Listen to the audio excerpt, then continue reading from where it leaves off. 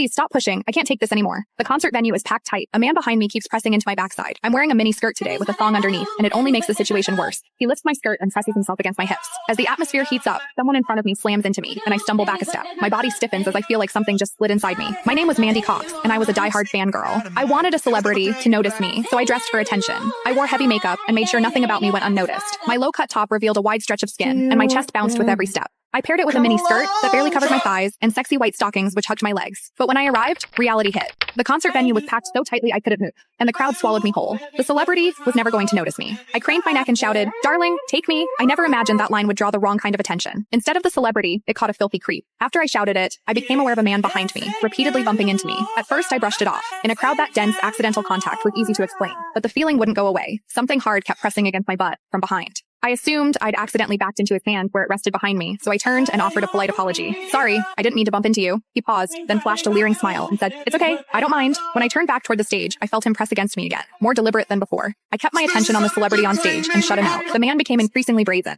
pulling up my skirt and pressing close against my backside. I had only a thong on underneath, which left my butt exposed. I felt his touch directly against my skin and assumed it was his finger. Only then did I realize something was wrong. The pressure was warm and solid in a way a finger could never be. My mind lurched as the truth hit me. In the 20 years of my life, this was the first time a man had ever molested me. Fear surged through me, sharp and overwhelming, and my body reacted with an instinct to flee, but there was no way to move. The concert floor was packed wall to wall, leaving me stuck where I stood. I drew myself tight, bracing as if tension alone could keep the fear out.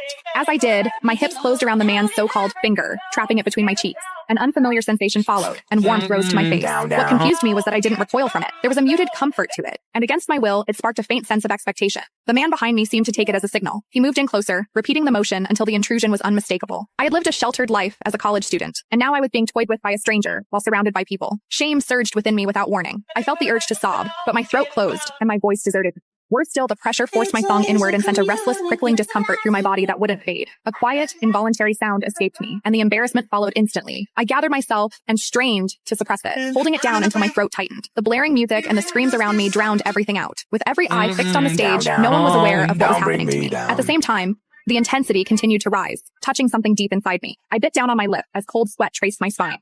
My awareness was tipping back and forth between humiliation and a pleasure I couldn't bring myself to name. I knew I couldn't take it anymore if it continued, so I turned sharply to face the man behind me. "Please stop pushing. I can't take this anymore." When I finished speaking, the man leaned toward me and whispered in my ear, "Is it exciting, the way I'm pushing against you?" The shame was overwhelming, and I was on the verge of crying. "I'm a virgin. I've never done that kind of thing. Please, let me go." He didn't stop. Instead, his gaze burned deeper as he seized my waist, the pressure growing stronger. "You're really a virgin? Then let me show you what it feels like to be a